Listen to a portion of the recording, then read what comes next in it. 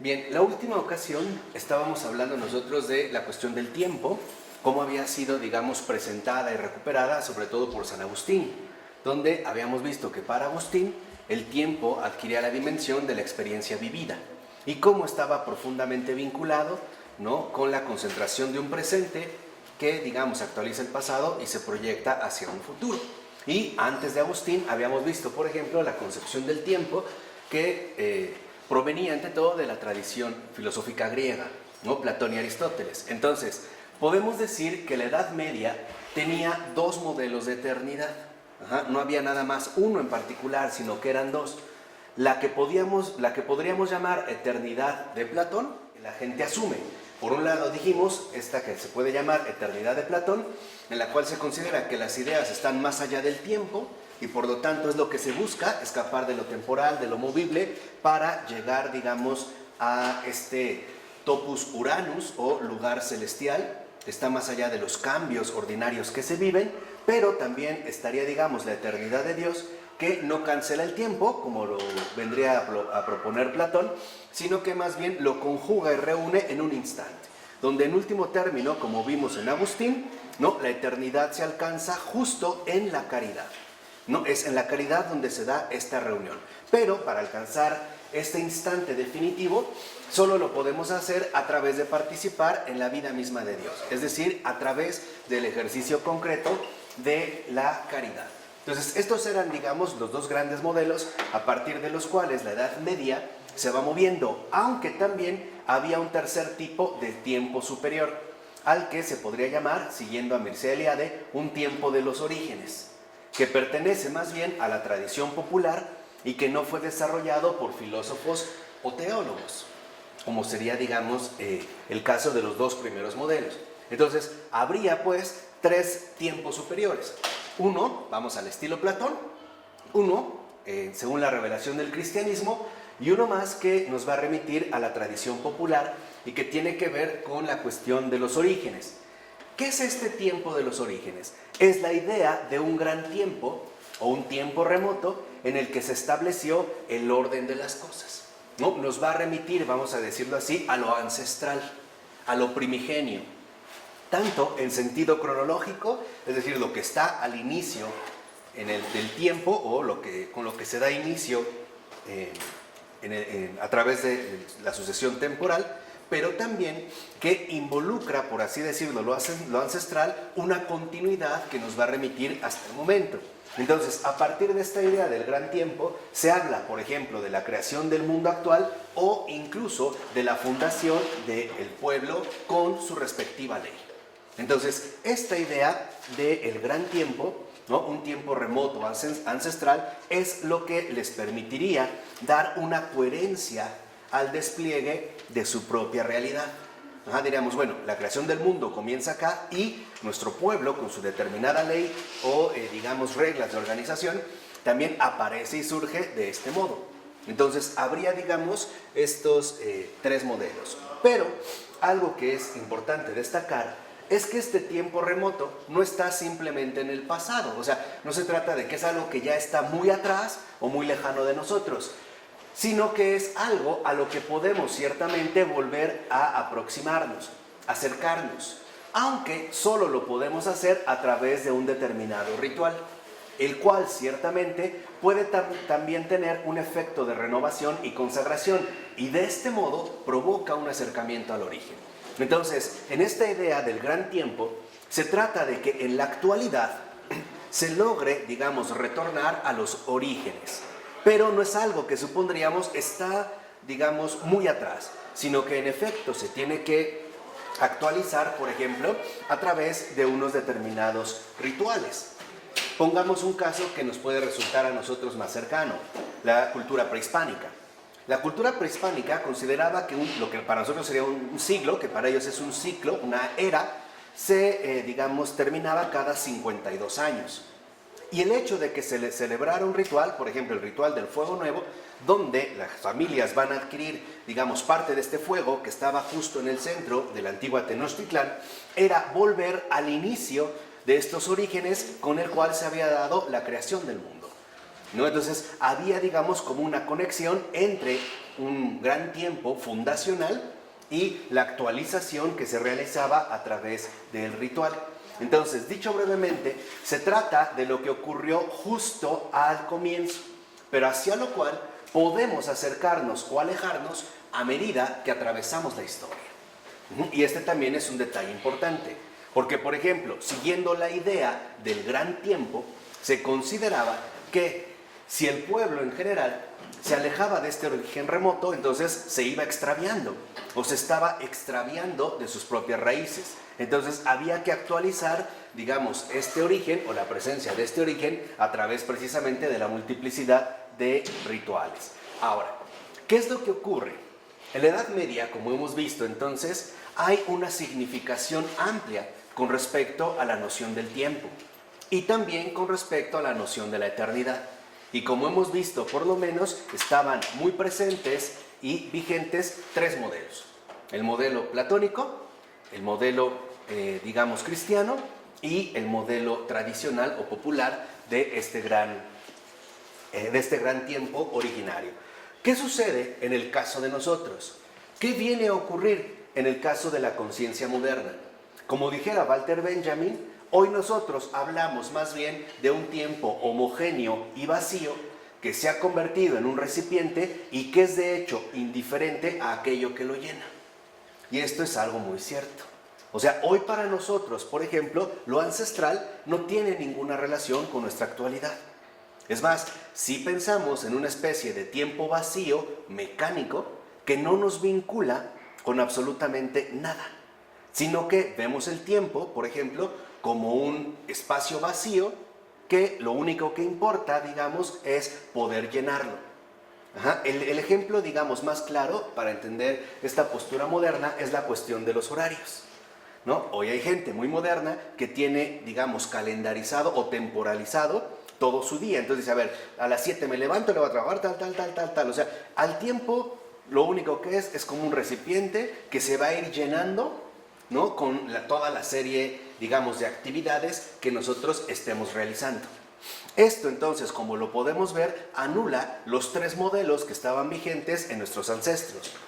Tanto el modelo platónico, el modelo cristiano, ¿no? De la revelación, pero también el modelo de un tiempo remoto y originario. Ahora, ¿de dónde proviene?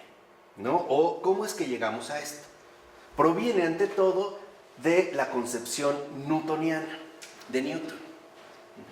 Newton, o digamos dentro de la concepción de Isaac Newton, el tiempo y el espacio son meros recipientes dentro de los cuales podían circular objetos, e incluso no objetos, como los vacíos. Entonces, Newton, digamos, lo que viene a hacer es a cambiar por completo nuestra comprensión del tiempo. Porque a partir de Newton, el tiempo y el espacio se convierten en esquemas, tanto explicativos como en esquemas funcionales. Entonces, se comienza a pensar en un espacio dentro del cual, en efecto, se pueden mover los diversos, o circular, en base al modelo que él va a desarrollar, donde se pueden mover cualquier objeto en un aquí y una ahora. Serían, digamos, algo así como coordenadas de localización. El tiempo me referiría a una hora y el aquí a un espacio. ¿Vamos bien? ¿No? Ahí se ha cambiado por completo el esquema.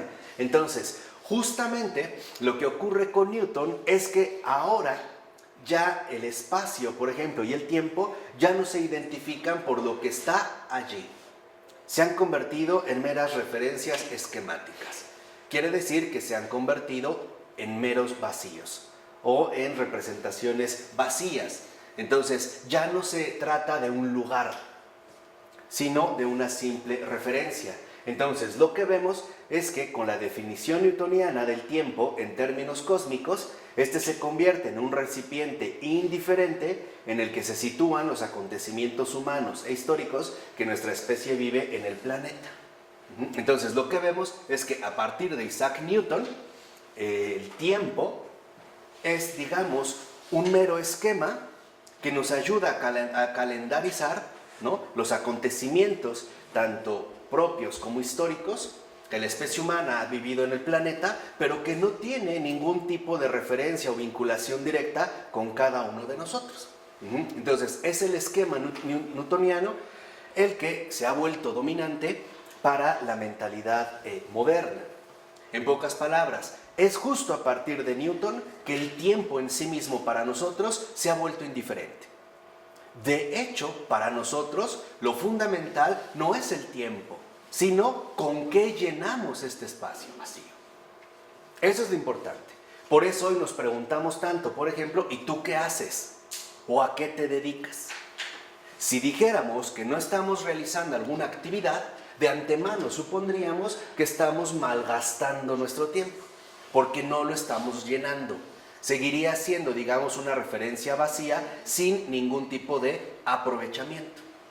Por lo tanto, ya podemos empezar a ver una de las repercusiones profundas que ha tenido Newton, en este caso la concepción newtoniana, y que después se va a desarrollar en la experiencia auténtica de la fe. ¿Por qué? Porque en el caso de la fe, lo importante es no llenarse de actividades superfluas o innecesarias, sino justo todo lo contrario. Lo importante en el caso de la fe es que nuestro tiempo esté lleno de Dios, lleno de la presencia de Dios. De ahí pues que en la vida de fe es prioritaria la contemplación a la acción. ¿Vamos bien? En ese sentido de contraste. Es por eso justamente que para la vida de fe la oración, lo contemplativo, siempre precede a lo activo, digamos, a los actos que vamos a realizar. Por eso, precisamente, como lo vimos en algunas sesiones anteriores, para la Edad Media, la vida consagrada o religiosa era superior a la vida secular. Justamente porque era una consagración plena a este tipo de tiempo superior. O sea, era una vida en la eternidad. Entonces, esto lo podemos ver hoy en día, ¿no?, en este trastorno en el que vivimos, desde el hecho de que si una persona, por ejemplo, atraviesa una cierta dificultad o tiene una cierta problemática, lo primero que pensamos o los primeros consejos que podemos recibir es: ponte a hacer algo. O sea, ponte en marcha, ¿no? Pon manos a la obra. Porque para nosotros lo importante es que todo justamente esté lleno. Al grado de que en estos momentos contemporáneos, por ejemplo, cuando habría ciertos periodos de descanso, como podrían ser los periodos vacacionales o los periodos de verano, los propios padres saturan a sus hijos con actividades extraescolares. Por ejemplo, curso de verano, curso de inglés, te vas al karate, te vas aquí, te vas allá, porque si no, pensaríamos que nuestra vida, en pocas palabras, se está desperdiciando. Sería un desperdicio. Esto es bien importante, porque no tiene nada que ver con la vivencia auténtica de la fe. Por ello es que nosotros siempre estamos sumamente preocupados por lo que vamos a hacer. Siempre es hacer, o sea, siempre nos estamos como calendarizando y por lo tanto hipersaturando de actividades. Esta es la raíz, dicho sea de paso, del insano activismo del cual todos y cada uno de los que estamos aquí nos vemos afectados o fuertemente tentados en seguir. Por eso, para mucha gente, una persona que se dedique a la oración es prácticamente una persona inútil. ¿Por qué diríamos que no está haciendo nada? No está llenando ¿el qué? El tiempo. Y esto lo podemos ver en el caso de la vida moderna, donde se han presentado fenómenos insólitos como el hecho de estar en un estado ocupacional 365 días al año, 24 horas al día. Como es el modelo que en efecto se empieza a promover más en nuestra vida actual. ¿Sí queda claro? Cosa que antes, por ejemplo, no ocurría.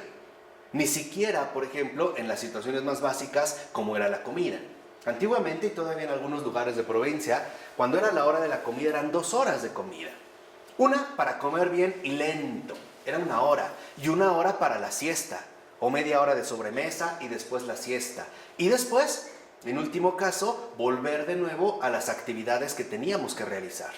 Pero se le daba prioridad al descanso, al grado de que es en efecto, y gracias a la bondad del Señor, que se tenían tantos días de descanso por, digamos, las celebraciones litúrgicas que se realizaban.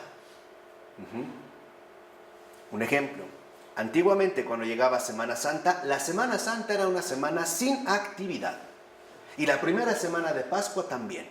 Hoy, si nos va bien, a lo mucho nos darán mediodía del jueves y el viernes. Y eso quién sabe. ¿Por qué? Porque en efecto, en pocas palabras, pensamos en términos newtonianos en un espacio homogéneo, es decir, plano, liso y vacío, que tengo que ir llenando con actividades bien programadas.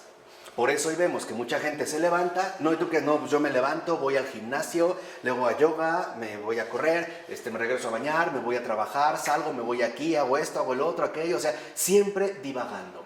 Porque hoy en día vivimos algo así como un extraño afán por llenar el tiempo.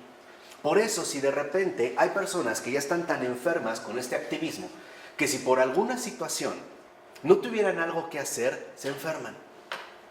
Hay gente que llega a decir que, por ejemplo, no puede estar de vacaciones porque se siente mal, porque no está haciendo nada, o siempre tiene que encontrar algo que hacer.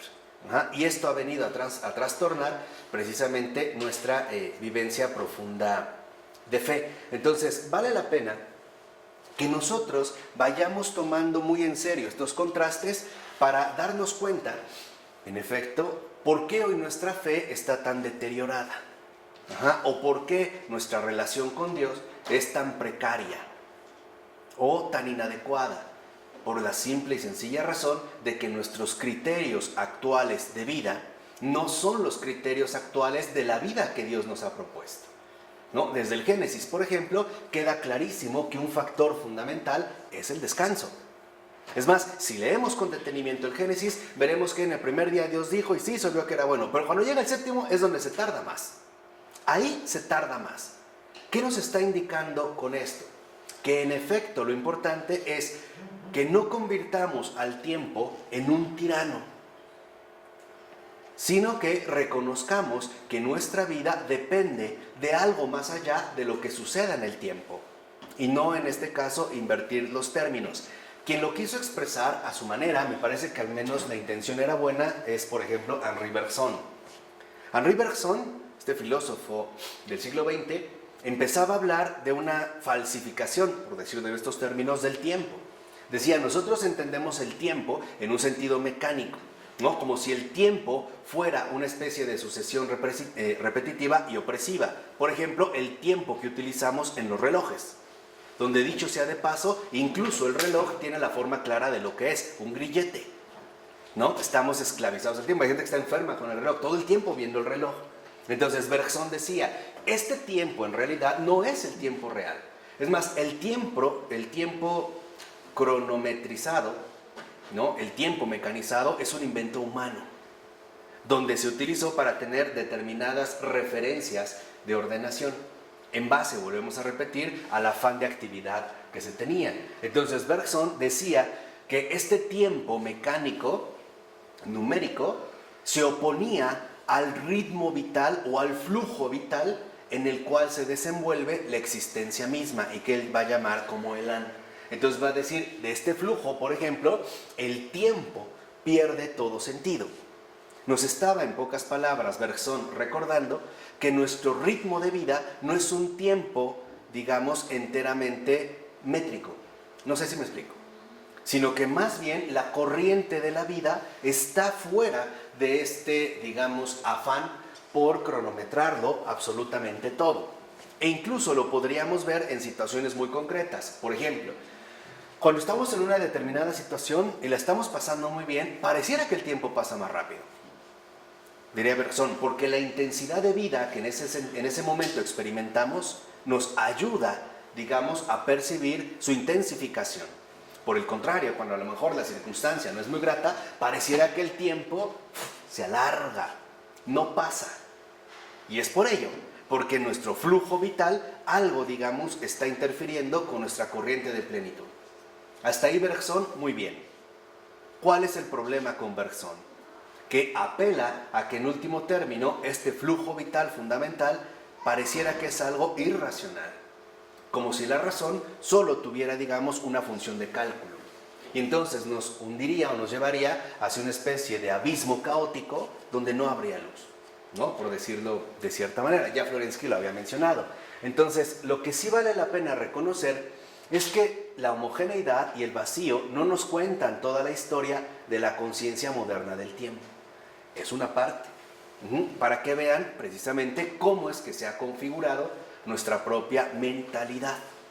Dicho de otra manera, lo voy a poner en palabras muy sencillas. Tal parece que a partir de Isaac Newton ya no sabemos estar en paz. No sabemos, ya no sabemos. Todo el tiempo tenemos que estar acelerados. Todo el tiempo tenemos que estar activos. Por eso incluso hoy en día tienen tanto éxito las llamadas bebidas energetizantes o energizantes. Por eso. Es justo por eso. Porque pareciera que a través de estas bebidas entonces vamos a poder, dar el ancho hacia lo que se nos está exigiendo. Es por ello. Por eso todas las bebidas energetizantes o todos, los productos químicos que venden para tener energía son un hit. Porque van muy bien con la conciencia moderna dentro de la cual vivimos. Ya no sabemos lo que es estar en paz o estar quietos. Por eso una persona puede ir a una parroquia que esté en silencio y tranquilo y no está en paz. No sabe ya lo que es estar en paz, recogido y en silencio. Ya no. Necesita ruido. Necesita estar activo, cantando, brincando, lo que sea.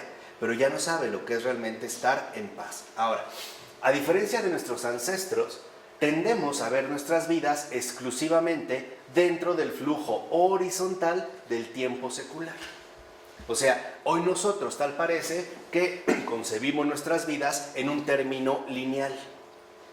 Como si todo se redujera, vamos a decirlo así, al plano horizontal, es decir, al plano secular, es decir, al plano terrenal dentro del cual vivimos. Tan es así que, por ejemplo, para mucha gente hoy en día sus expectativas son enteramente horizontales. Ejemplo, conseguir tal empleo, casarse con tal persona, ser gerente de tal lugar, tener una gran empresa o simple y sencillamente alcanzar un determinado éxito.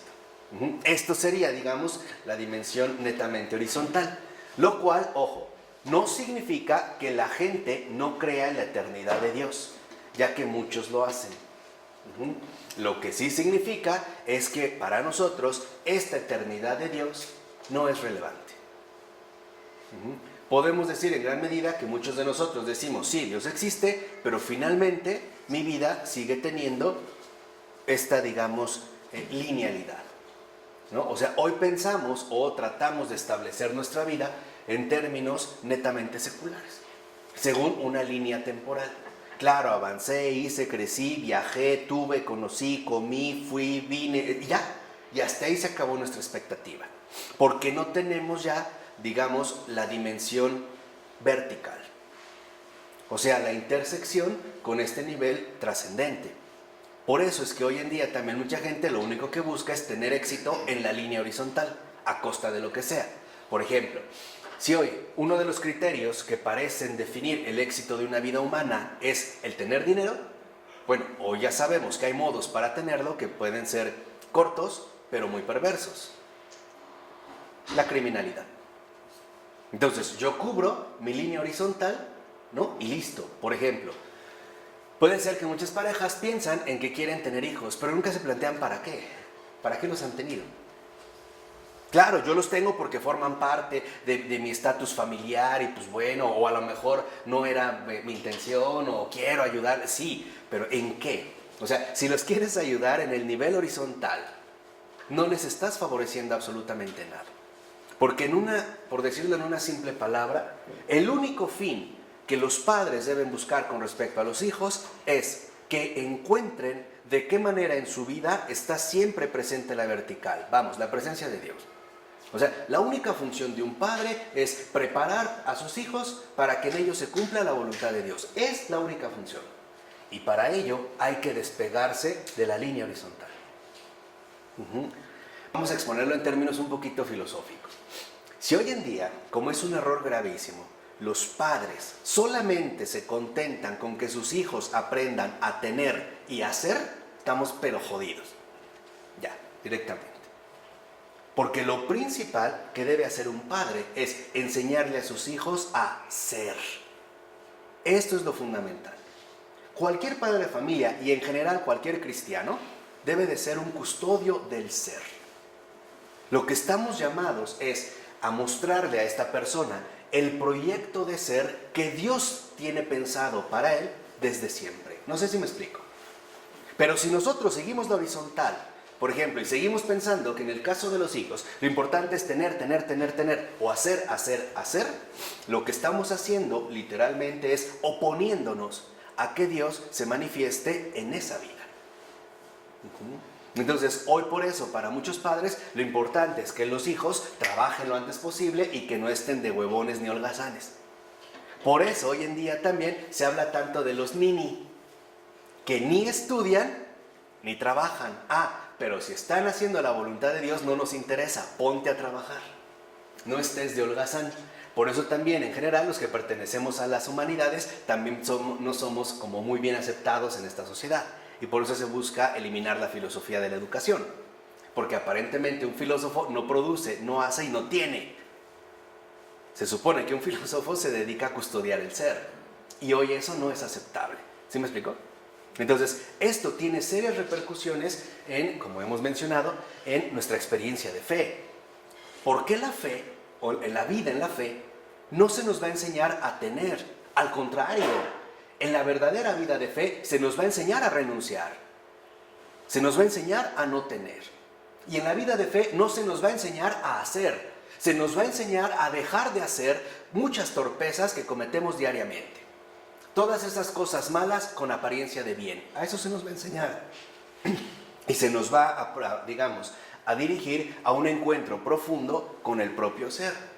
Entonces, esta, ausencia de verticalidad, de trascendencia, o en pocas palabras, de Dios, está haciendo estragos en nuestro propio desarrollo vital. Tú pregúntale a un joven o a un niño de estos tiempos, ¿cuál es su expectativa en la vida? Y verás que son expectativas netamente horizontales. Para muchos sería tener un coche, ir a un concierto, visitar París, tener su casa, tener dinero, ganar en dólares, ser famoso, salir en una revista. O sea, pura cosa inútil. Tal cual, pura cosa inútil. Porque todo eso finalmente se va. Por eso es que hoy en día vemos cómo no hay un verdadero afán de trascendencia y por lo tanto de permanencia. Como todo es horizontal, pues todo es frágil, transitorio y fugaz. Por eso, hoy en día, para muchas parejas, la opción que tienen para establecer una relación es a través de la que llaman unión libre, o como yo le llamo, ¿no? Una unión experimental. Pues vamos a juntarnos a ver si funciona y si no, nos damos una patada en el trasero y al carajo cada quien. Porque para nosotros ya no hay justamente como este afán claro de permanencia. ¿Y por qué? Porque no tenemos presente en nuestras vidas la dimensión de eternidad. ¿Sí queda claro? Por eso veámoslo en otro sentido también bastante claro, en el caso de la arquitectura. Por eso, en nuestros ancestros, la elaboración, por ejemplo, de una gran construcción arquitectónica se sabía perfectamente bien que llevaba siglos. Pero es porque tenía que tener una relación directa con la eternidad. O sea, al contemplar una verdadera obra arquitectónica, uno tenía literalmente que palpar la eternidad. Era la presencia de la eternidad. Y por eso se podía llevar 100, 200, 300, 400 años en construcción. Hoy, por lo regular, ¿cómo son las construcciones que se realizan? Nefastas. Si tú a una de estas casas actuales le das una buena patada en la pared, la quiebras. Y son cosas que finalmente carecen de permanencia. Veámoslo en nuestra vida, en nuestro entorno ordinario. Hace que unos 40, 50 años, si una persona se compraba un auto, sabía que ese auto era para siempre. ¿No? Ya están los autos bonitos de los abuelos y lo cuidabas. Hoy en día sabes que este auto tiene un cierto periodo de vida. ¿Por qué? Porque ya estamos, y esto es lo grave, acostumbrados a la caducidad. Por eso también nos cuesta tanto trabajo seguir a Cristo. Porque con Cristo no hay caducidad. O sea, justo lo contrario. Con Cristo siempre hay permanencia y avance. No renuncia. ¿O no nos lo dijo claro cuando mencionó que el que pone la mano en el arado y voltea para atrás no sirve para el reino de los cielos? Lo dijo clarísimo, o sea, me parece muy claro, muy evidente. Entonces nosotros somos por lo regular personas que ya no tienen sentido de permanencia y por lo tanto la renuncia se nos hace muy fácil de asumir. ¿Qué hacen las parejas actuales cuando tienen problemas? Se separan, se divorcian, ¿no? Se insultan y cada quien literalmente otra vez se va al carajo. Pero es por eso, o sea, para que vean cómo las ideas que se van filtrando en el mundo no son inofensivas, ¿no? Decía Chesterton que la filosofía no es, digamos, inofensiva, sino que tiene repercusión en nuestras propias experiencias de vida, incluida, por supuesto, la experiencia de la fe. Bueno, ¿vamos? ¿Sí? De tal manera que entonces, en esta dimensión, vamos a decirlo así, horizontal, ahora también se ha puesto el énfasis en que dentro de esta situación horizontal, nosotros somos los verdaderos protagonistas. Lo voy a poner muy claro. Hoy se supone, voy a tratar de hacer un breve esquema para que se pueda apreciar. Hoy se supone, nosotros pensamos que en efecto nuestra vida es lineal y que en esta linealidad nosotros nos vamos desplegando a través del mundo. Y que si, por ejemplo, tú quieres llegar de un punto a otro punto, lo que tienes que hacer es poner manos a la obra. O sea, dicho de otra manera, para lograr tus metas, tienes que aplicarte. Para conseguir lo que quieres, tienes que ponerte en marcha. O, por decirlo de otra forma, para alcanzar tus metas, tienes que echarle muchas ganas y realizarlo.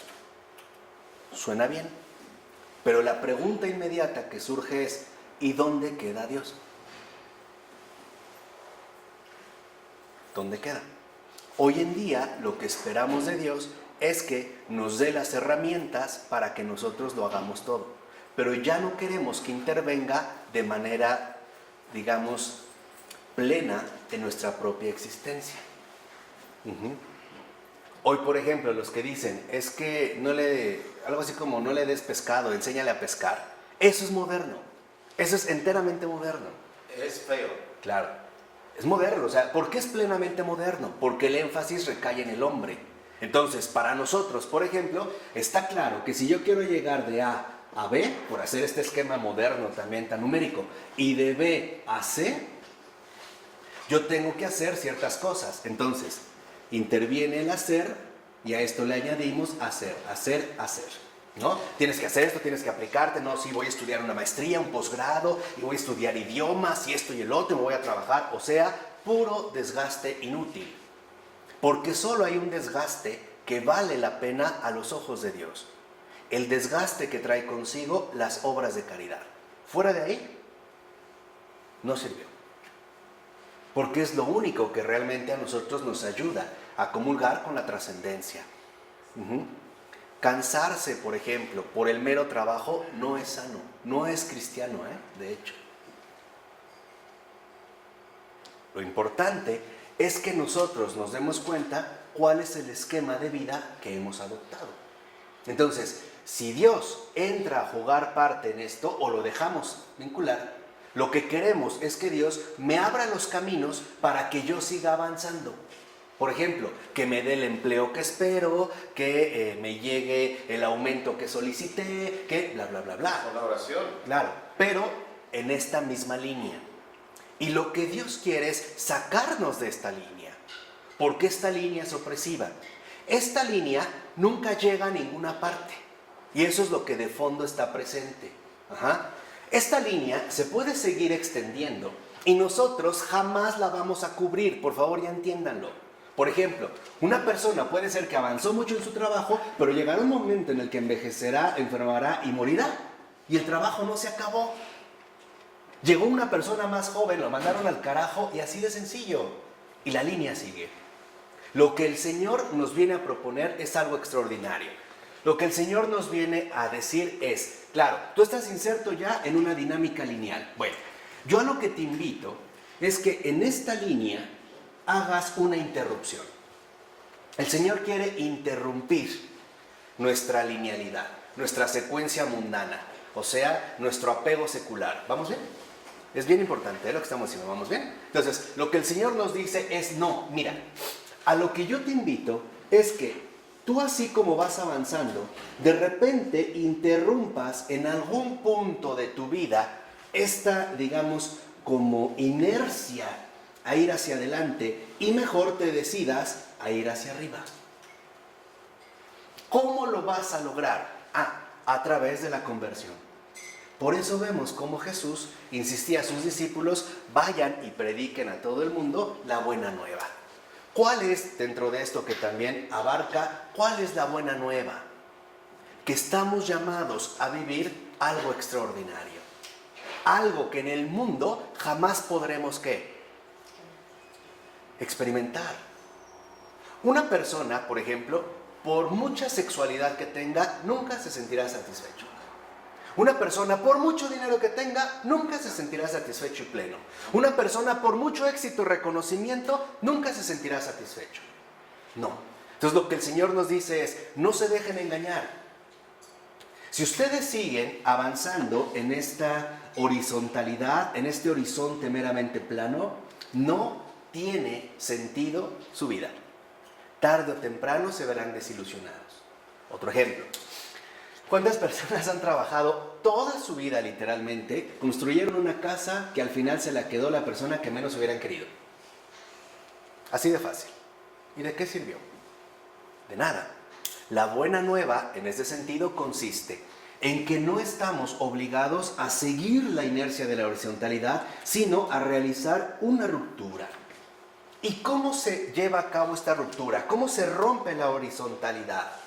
Aceptando la voluntad del Padre. ¿Y cuál es la voluntad del Padre? Que creamos en su Hijo Jesucristo. Ese ya es una ruptura. Porque Jesús lo que quiere es elevarnos al Padre. Y para ello es importante que cambiemos por completo de orientación de vida. O sea, que tengamos claro cuáles son nuestras verdaderas metas. ¿Son metas enteramente temporales? Como un Hugh Hefner que piensa que porque ha estado con más de 10,000 mujeres conejitas de Playboy, ya está realizado. O por no cambiarse nunca esa bata sucia que lleva de seda roja, que tenga 1,000. Y ahí, o bien, lo que queremos es trascendencia. Hoy por eso les decía que sobre todo en las almas jóvenes, que por cierto el Señor tanto quiere ayudar, vemos que no hay afán de trascendencia. Sus objetivos en la vida son a corto o largo plazo. Quiero tener mi coche, quiero ir a Las Vegas, quiero estar con fulano, quiero salir con sultano, quiero ser independiente, quiero tener mi depa, y ya, pero sigue siendo la misma horizontalidad. Hoy es muy difícil, por ejemplo, que un joven te diga, yo quiero cambiar al mundo. O yo quiero ayudar a la salvación de las almas. ¿Por qué es tan difícil? Porque no entra dentro de su perspectiva. Ya no está presente.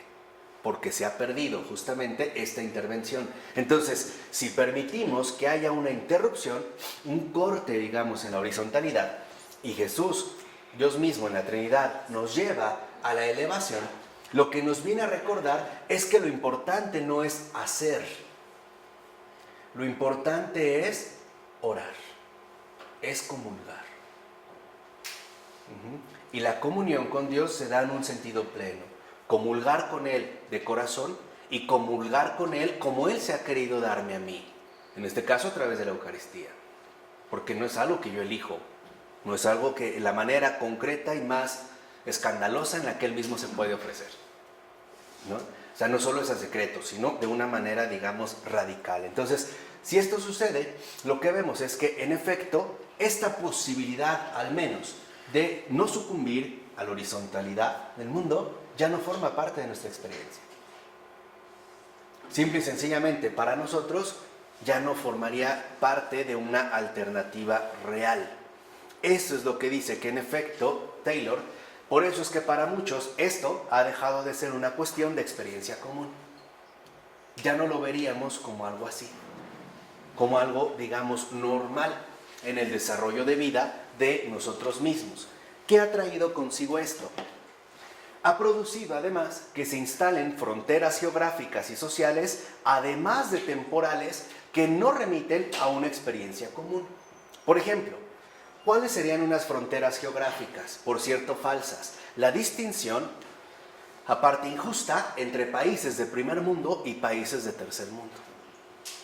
Unos tendrían la posibilidad del éxito o el desarrollo, se habla de países desarrollados o súper desarrollados o superpotencias, y los países jodidos de siempre, que aparte no estamos en el segundo, estamos en el tercer lugar, para asentar más que hay una distancia inquebrantable. O las fronteras también sociales, además de temporales, que hoy nos remiten a una experiencia común. Por ejemplo, el hecho de suponer que una persona que ha estudiado en una universidad de paga tendría más probabilidades de tener un éxito laboral, pero no necesariamente de un proyecto de vida. Es una cuestión distinta. Sería una cuestión totalmente diferente. Podríamos decir que son escuelas para pagar, pero eso no te garantiza que haya una verdadera calidad educativa, en un sentido pleno. De hecho, lo podemos ver hoy en día en lugares como Czestochowa o la Basílica de Guadalupe. Para muchos, por ejemplo, Czestochowa o la Basílica de Guadalupe ya no constituyen una especie de experiencia común, sino que se limitaría a ciertos, digamos, tipos sociales en particular, e incluso a ciertas cuestiones geográficas donde suponemos que podríamos tener una experiencia igualmente particular. Por ejemplo, en el caso de México, hay mucha gente que de verdad sueña con ir a Medjugorje, pero no se le ocurre ir a la Basílica.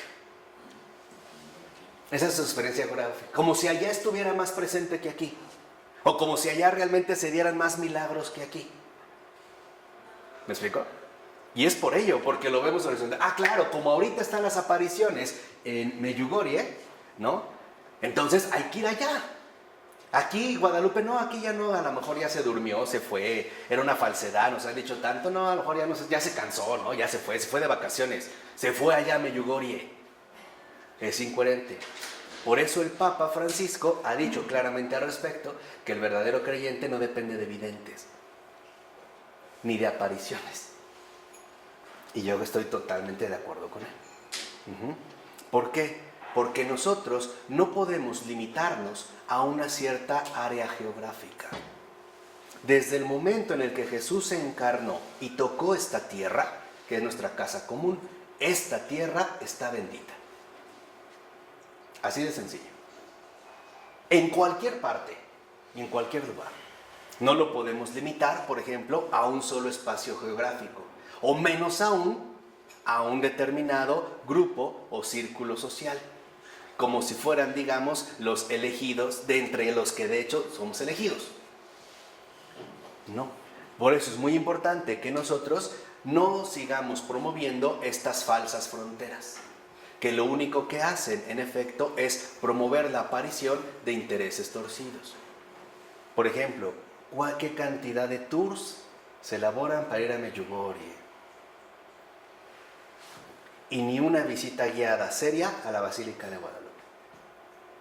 ¿No? Como que aquí ya no está, entonces está allá. Y si de repente apareciera en Tokio, pues vámonos ahora a Tokio, ¿no? Reduciéndonos a la horizontalidad, es decir, a la dimensión enteramente geográfica. ¿Qué vemos entonces aquí? Que este es otro de los grandes cambios, junto con el desencantamiento que ya vimos y el eclipse de la antiestructura que ya vimos, que ha ayudado a establecer las condiciones de la sociedad moderna secular. Una sociedad moderna secular que ante todo se caracteriza precisamente por su concepción de un tiempo vacío, homogéneo, que hay que rellenar, y la ausencia, digamos, tan marcada de horizontes distintos o de dimensiones distintas a las horizontales. Ahora, obviamente, dice Taylor, la ciencia natural moderna ha tenido algo que ver en esto, algo, pero no todo. Dice, la ciencia mecanicista del siglo XVII ofrecía una noción completamente diferente de la realidad estable que subyace al cambio, pues esta estabilidad no era ya la eternidad. Fíjense cómo se venía concibiendo desde la antigüedad y en la Edad Media, ¿no? Hay una eternidad que prevalece al cambio. Aquí ya no. En la ciencia mecanicista del siglo XVII, ¿no? Ya ahora esta estabilidad no es algo que esté más allá del tiempo, tampoco, digamos, al estilo platónico, tampoco es tiempo reunido, al estilo de San Agustín, sino que es la ley de los cambios a lo largo del tiempo, que enuncia la ciencia y en la cual ahora se somete toda la realidad. Esto es fundamental. Hoy para nosotros hay un cambio esencial que consiste en que lo único que permanece a través de todos los cambios son las leyes que la ciencia enuncia y prescribe. Eso es lo único permanente. Entonces empezamos a hablar nuevamente desde el señor Sir Isaac Newton de primera ley de la gravedad, segunda ley de la gravedad. Entonces lo que te dicen es, mira, pase lo que pase, la ley no cambia. Entonces ya nada es algo extracósmico, ya no es experiencia vivida, ahora es simplemente una ley. Una ley que, dicho sea de paso, ha sido mecánicamente establecida, ¿no? Y vemos que en efecto lo que sucede es que por más importante que sea la ciencia para nuestra perspectiva de la comprensión actual, no debemos exagerar su papel causal y erigirla en el principal motor de la transformación, porque no es cierto. Dicho de otra manera, es falso afirmar que nosotros llegamos a esto por la ciencia que llegó a modificar. No, él forma una parte, no vamos a decir va a dar su aportación, sobre todo el hecho de que nosotros empezamos a pensar en términos de leyes inalterables, en leyes plenamente establecidas que nada ni nadie puede quebrantar. La ley, digamos, natural que la ciencia va a ir estableciendo es aquello que nos va a resultar insuperable. Lo que es más importante es nuestro encasillamiento en el tiempo secular. Aquí, lo que ahorita quisimos exponer, es mucho más importante que la cuestión científica, ¿eh? Tiene más impacto en nosotros que la cuestión científica, porque es producto de la forma en que vivimos y ordenamos nuestras vidas. Esto es más importante. ¿Qué quiere decir? Que nosotros hoy en día ordenamos nuestras vidas en base a un tiempo secular. Yo te decía, ¿cuáles son realmente tus expectativas de vida? Hay muchos que dicen, no, pues yo quiero vivir muchos años, o yo quiero morir muy joven, o yo quiero conocer la India, o no me puedo morir sin ir a Disneylandia. Pero siguen siendo expectativas seculares. Hoy es muy difícil que de verdad alguien dijera, pues yo tengo deseos de santidad o mi anhelo es el cielo, como que no entra dentro de nuestra oferta, ¿no?, que hoy se nos presenta. Entonces, esto es fundamental porque la fe, en efecto, también asume una forma particular de vida y un ordenamiento.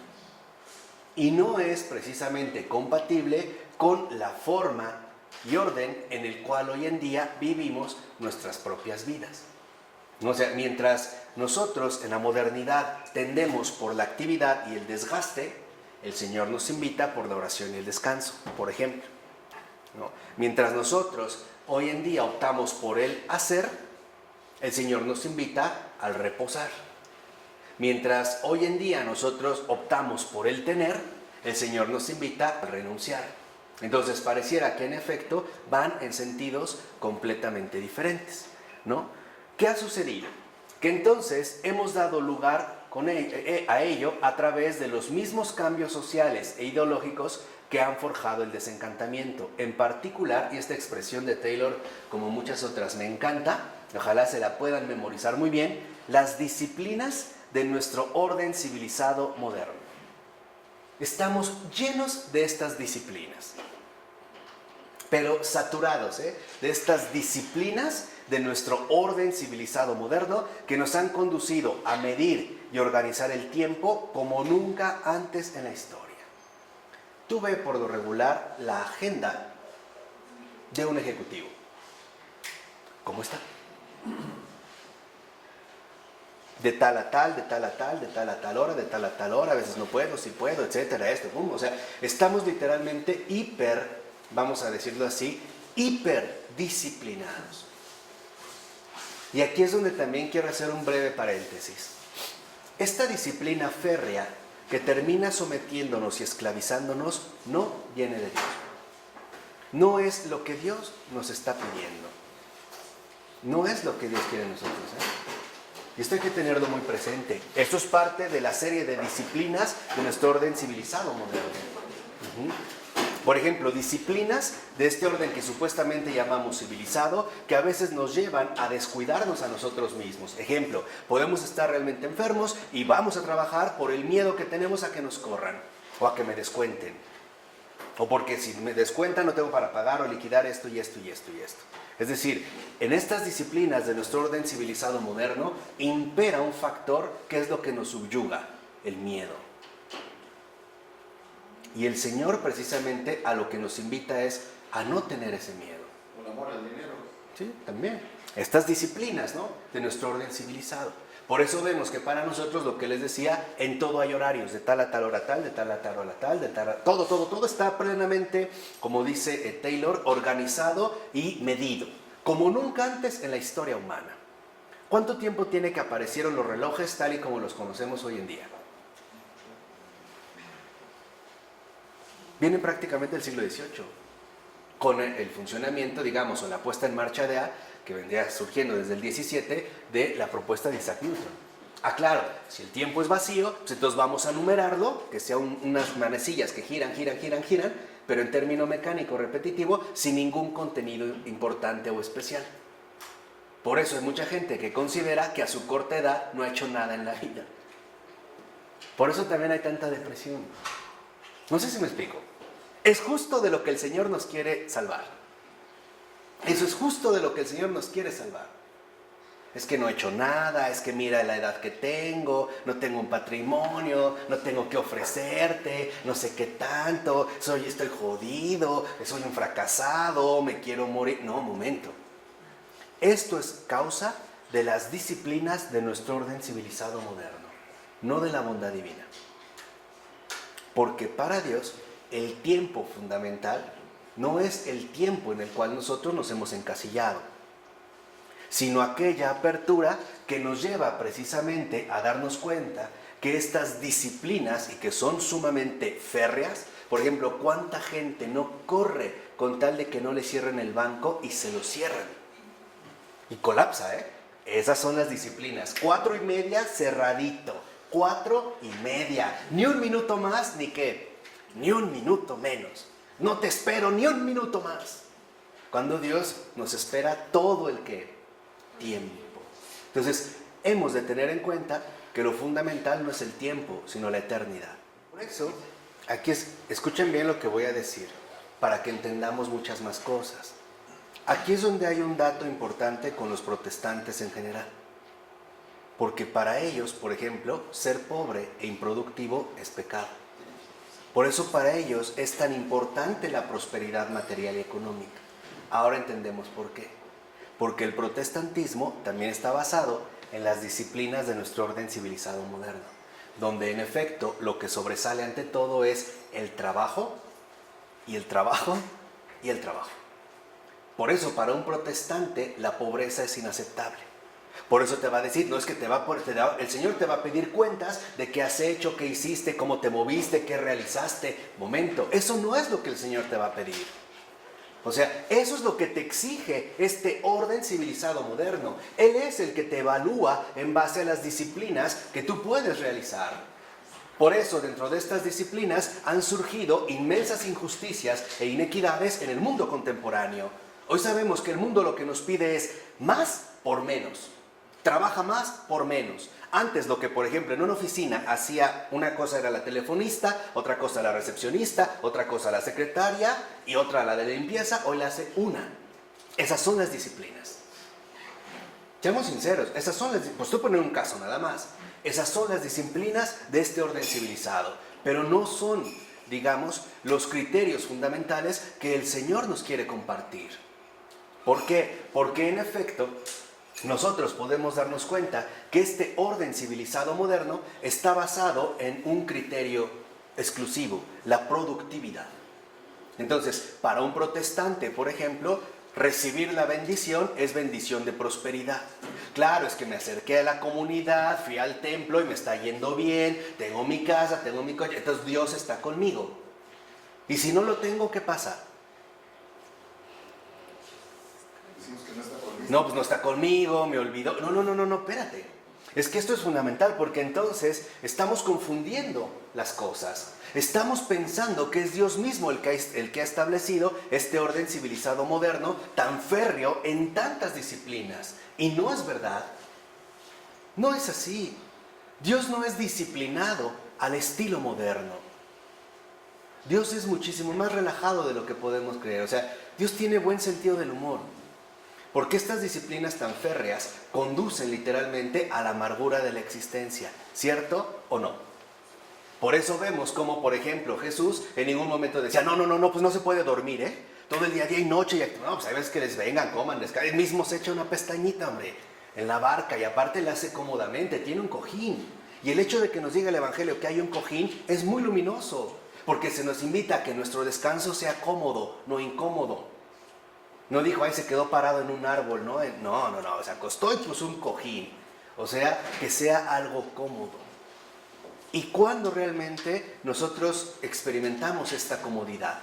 Cuando permitimos que sea Dios mismo el que intervenga en el camino de nuestra vida. Y eso es lo que hoy nos cuesta tanto trabajo aceptar. A ver, hoy estamos convencidos de que si tengo algo, de alguna manera debo de merecerlo. O sea, hoy nos cuesta muchísimo trabajo renunciar al protagonismo. Por eso siempre intentamos hacer algo o quedar bien con alguien. Siempre tiene que haber como un protagonismo, un reconocimiento, de decir, bueno, de alguna de otra manera lo merezco. Y hemos olvidado que en realidad todo lo que tenemos, comenzando por nuestra propia vida, no es merecido. No lo merecemos. Todo nos ha sido absolutamente ¿qué? Dado. Nadie lo merece, nadie puede decir, yo sí lo merezco, como decir, yo merezco, yo me lo merecí, yo me lo gané, yo lo construí a base de mi esfuerzo y sudor, ¿sí? Para que llegue otro y te lo quite con la mano en la cintura. Tú no has hecho nada. Todos seguimos siendo igualmente indigentes y pobres ante Dios. No tenemos nada que podamos decirle, esto es que mío. ¿No lo dijo en la Escritura? ¿No le dijo, qué me pueden ofrecer si todo es mío? ¿Dónde lo dijo? ¿Qué me ofrecen? En el libro del profeta, me parece que es Ezequiel. Dice, ¿qué me pueden ofrecer si yo los tengo? ¿Toros? Yo los hice. ¿Vacas? Son mías. ¿Los campos? ¿Quién los creó? Los toros, sí. ¿Tu vida? Yo te la di. ¿Qué me vas a dar? Ojo, porque en las disciplinas de nuestro orden civilizado moderno, a su vez, se esconde otro mecanismo bastante negativo para la experiencia de fe, y es el afán de obtención. La idea equivocada de que yo me lo gané. Trabajé mucho para que finalmente lo pudiera ¿qué? Obtener. Mientras que en la vida de fe ocurre justo lo contrario. Lo has recibido gratuitamente. Y lo tienes que... Sigue, y lo tienes que dar. Sin pasar. Sí. Dar. Pero ve la diferencia, o sea, no es de que tú te esforzaste, entonces ya. No, simplemente lo recibiste gratuitamente. Exacto, no te costó absolutamente ¿qué? Nada. Pero no olvides que eso no es tuyo. Que eso se te ha dado por el momento para que lo cuides para el que sigue. Por eso es que se debe de dejar en buenas condiciones. Y es por ello, no es porque yo quiera mostrar que soy el supercuidador de coches y que mi coche no tiene ni un rayón. Es porque sé que este coche no es mío. En último término va a ser de alguien que...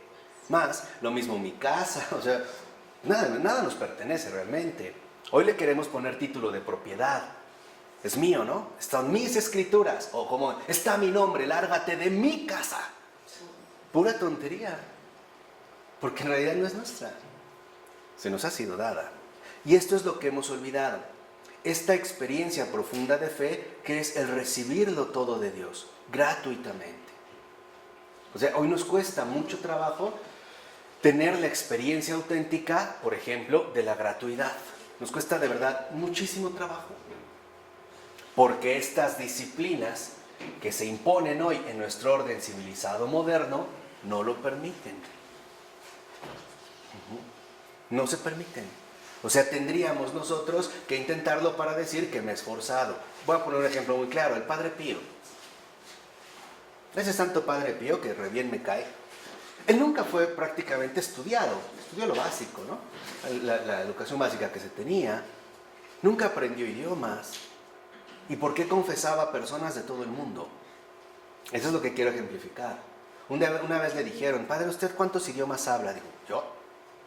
Pues no. Nada más hablo mi dialecto italiano que lo necesito y el latín suficiente para la liturgia. Dijo, oiga, entonces ¿cómo puede confesar en inglés, en ruso, en alemán, en portugués, en chino? Dijo, porque mi ángel de la guarda me traduce. Ese es el punto. Ese es a lo que quiero llegar. ¿Por qué el Padre Pío tenía un ángel guardián traductor? Porque era santo. No, aparte. Bueno, sí, pero de manera muy concreta. Porque era alguien tan sencillo que sabía, es que yo no me tengo que preparar. Dios me lo puede dar. Esa es la confianza que a Dios le gusta. No sé si me explico. Sí. Esa es la confianza que a Él le gusta. De hecho, eso es arrebatarle gracias. Así se le arrebatan gracias a Dios. De verdad, no se puede resistir. Entre esa confianza no se puede resistir porque sabe que entonces vamos con una plena confianza ante Él a obtenerlo prácticamente todo. Porque si de Él es todo y nos ha dado todo, entonces todo es que nuestro, no nuestro. Todo es suyo y nos lo ha dado, ¿no? Se lo dijo al hermano del hijo pródigo, dijo, todo lo mío es tuyo, todo lo mío. Pero no lo reconoces como tuyo porque piensas que primero te lo debes, ¿qué? Ganar. Por eso es curioso, ojalá mediten en lo que les voy a decir ahorita, pero el cielo no se gana, el cielo se acepta. El cielo ya se abrió, el cielo ya se nos dio. Y eso es lo que no queremos. Por eso para muchos el cristianismo es tan inaceptable, porque nos la puso demasiado fácil.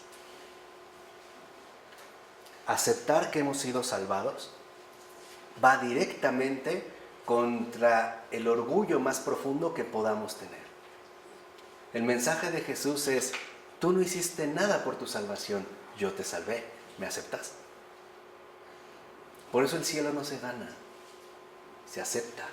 El cielo ya está abierto, el cielo ya está dado, ¿no? Lo vimos, por ejemplo, con San Dimas, que le llaman el buen ladrón, ¿no? Una persona común. Primer santo que literalmente entra al cielo, ¿no? O sea, la vida no le dijo a Jesús, oye, pero ¿qué has hecho? No, te quedas aquí otros 20 años para que te pongas a trabajar y hacer esto y el otro, entonces cuando ya nos vemos, le dijo, hoy mismo, porque esa es la aceptación. No requiere, vuelvo a insistir, del protagonismo que nosotros podemos adquirir y que es parte de estas disciplinas. No hay mucha gente que dice, lo gané con el sudor de mi frente. Pues te fue muy mal, porque padeciste mucho. Lo hubieras recibido sin ningún tipo de ¿qué? De esfuerzo. Bueno, entonces así vemos pues que por eso hoy en día consideramos que el tiempo es un recurso precioso que no debe ser desperdiciado. ¿Ahora entienden? Por eso hoy vemos que si de repente el muchachito no quiere estudiar, lo primero que hacemos es ponte a trabajar. Si no, estás desperdiciando el tiempo, estás desperdiciando la vida, no estás avanzando en la vertical, no vas en línea, no haces nada con tu vida. Esta es la dificultad. Porque para nosotros no llenar el tiempo sería un ¿qué? Un desperdicio. Por eso les decía que si, por ejemplo, yo tuviera una dificultad seria y me pongo a rezar sin hacer nada, no lo aceptaría. Me dirían que no, que tengo que moverme y buscar y hacer y échale ganas y aplícate por lo mismo. Por eso hoy se habla tanto de que una persona está desperdiciando su vida o está desperdiciando el tiempo. Por eso si uno de nuestros hijos o conocidos o hermanos nos dice, por ejemplo, que se va a hacer religioso o religiosa, no entra dentro de nuestro esquema. Lo veríamos hoy en día como un verdadero ¿qué? Flojo. Exacto. Un desperdicio. Porque no estaría llenando el tiempo con las disciplinas a las cuales nos hemos sometido. ¿Qué ha traído como resultado esto? Pues que el resultado ha sido la creación de un contexto temporal apretado y ordenado. Hoy, si algo realmente de algo carecemos, es de tiempo. Es de tiempo, ¿no? Yo hasta conozco jóvenes que le dicen a su papá, quiero esto, no tengo tiempo. Quiero algo contigo, no tengo tiempo. No hay tiempo. Nunca hay tiempo. No hay tiempo. Eso es parte de las disciplinas, ¿no? Estar, digamos, hiper saturados. Entonces, ¿y qué ha traído con esto? Pues que este contexto temporal tan apretado, bueno, hay quienes ya tienen calendarizado hasta por años. El otro año es esto, el otro, y aquel, me voy de viaje, y es pura locura.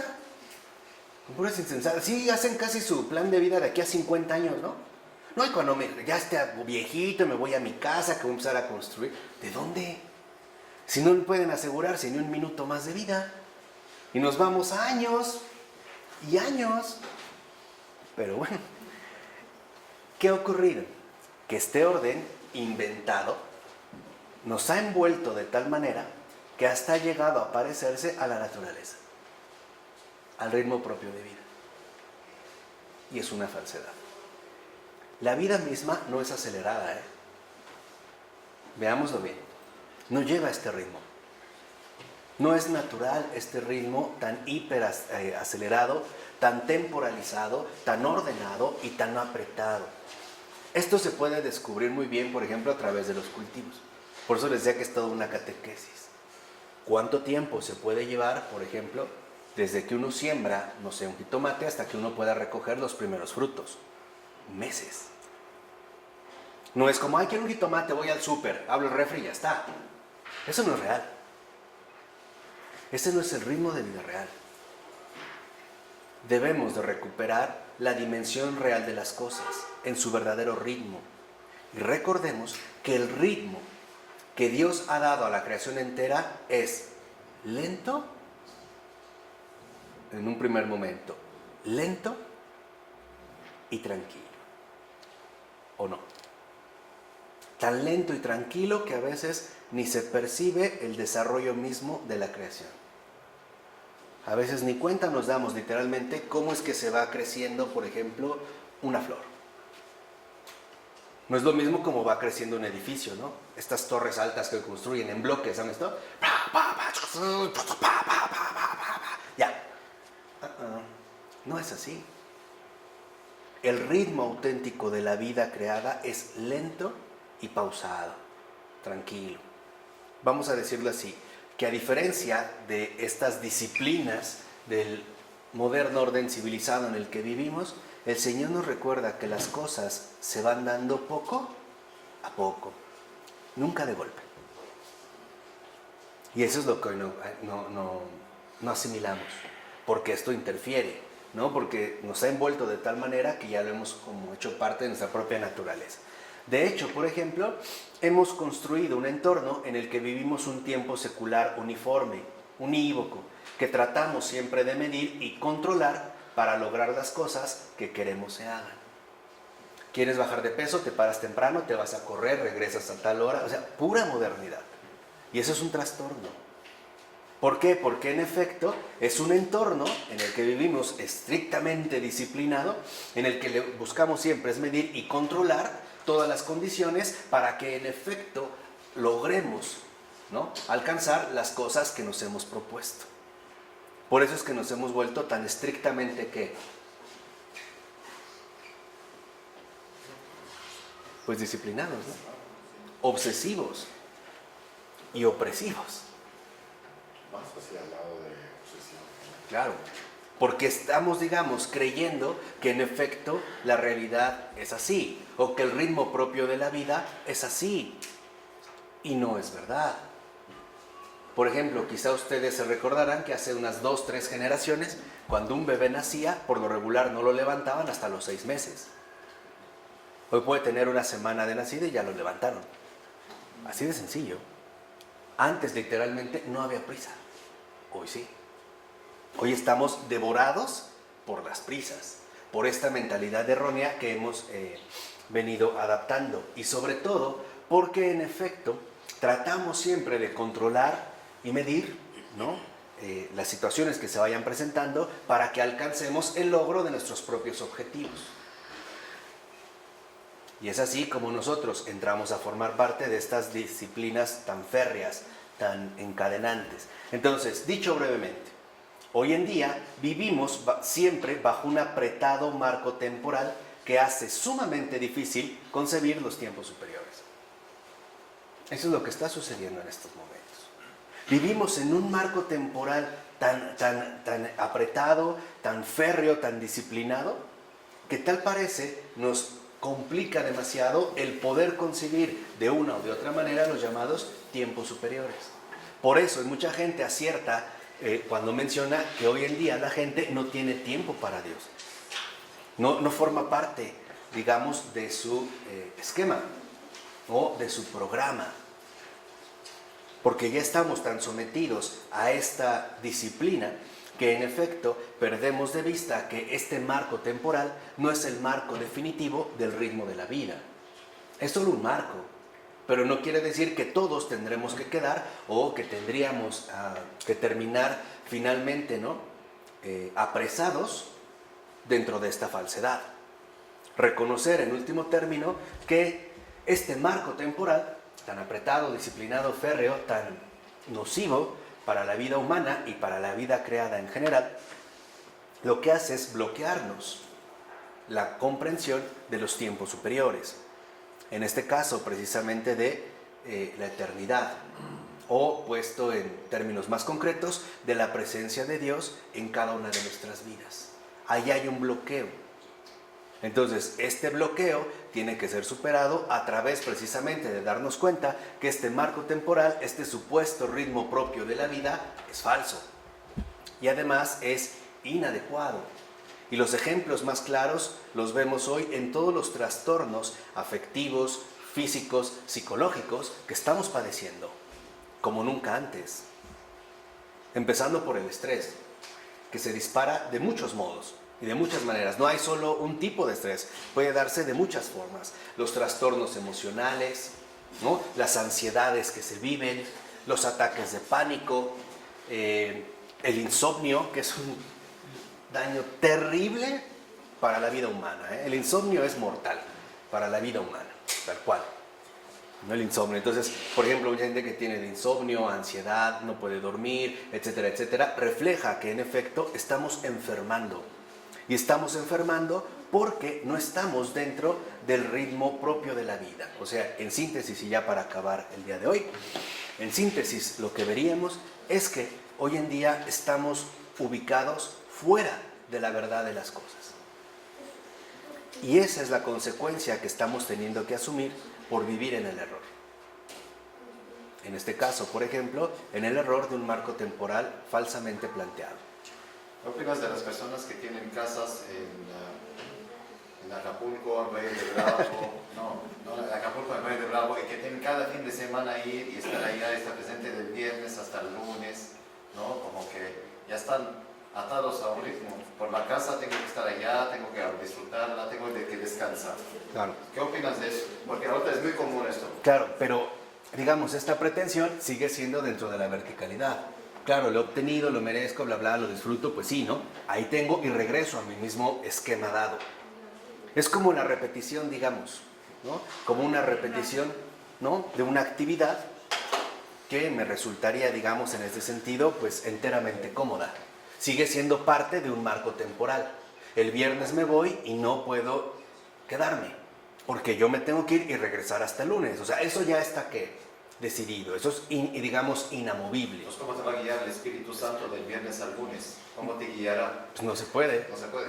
No se puede porque, en efecto, lo que vemos es que dentro de este marco apretado, Dios no tendría cabida para la intervención de mi vida, ¿no? O digamos, no tendría cabida real para intervenir dentro de mi locura. O sea, hoy en día, en estos momentos, lo que Dios más quiere es librarnos de la locura tan enfermiza en la que estamos metidos. Hemos perdido la cordura, en serio. Y todos nos vemos afectados por ello, de una o de otra manera. Todos. Lo que el Señor quiere es librarnos de esta locura tan enfermiza que nos ha llevado, ante todo, a adquirir un desequilibrio integral de nuestra persona. Ese es el mayor mal que hoy en día atravesamos. No es el cáncer, o como hace unas 2 décadas se hablaba del SIDA. No. La verdadera enfermedad mortal de estos tiempos es este desequilibrio integral de la persona. Estamos, digamos, deformándonos en todas las dimensiones que nos conforman como personas, precisamente porque hemos pactado, consciente o inconscientemente, con el imperio del error. En todas sus formas, en estas interpretaciones falsas sobre el tiempo, el ritmo de la vida, etcétera, etcétera, el proyecto de vida, tal. Por eso hoy en día el llamado, me parece que nos hace Jesús claramente, y se ve a través de su Santa Iglesia, que por cierto nunca se equivoca, es que volvamos de nuevo al camino de la santidad de la verdad. Ese es el camino de estos tiempos. No el de la multiplicación de los panes, el de llenar teatros, el de atraer a 1,000 o 10,000 personas. No, el camino seguro de la santidad de la verdad. Por eso, como una vez se les dije, nuestro combate y nuestra lucha es contra 3 monstruos, feroces, pero no invencibles. El error, la mentira y la falsedad. Ese es el monstruo de 3 cabezas que estamos cortando continuamente. Y vuelve a crecer. Pero en esta lucha es donde en efecto nos podremos ir abriendo camino. Y creo que los autores que hemos utilizado aquí son maestros en este recorrido. Pues estas casas de descanso, ¿descansan de quién? Pues de los demás, ¿no? De los de Dios. Sí, o sea, están cansados del entorno que les rodea. Por eso dice, yo me voy, no quiero saber de nada ni de qué, ni de nadie, ¿no? En estos breaks, ¿cómo se llama? ¿No? Exacto, y es un break, es una ruptura, ¿no? Es como una ruptura de toda esta secuencia. Bueno, vamos a dejar hasta aquí. En nombre del Padre, del Hijo y del Espíritu Santo. Amén.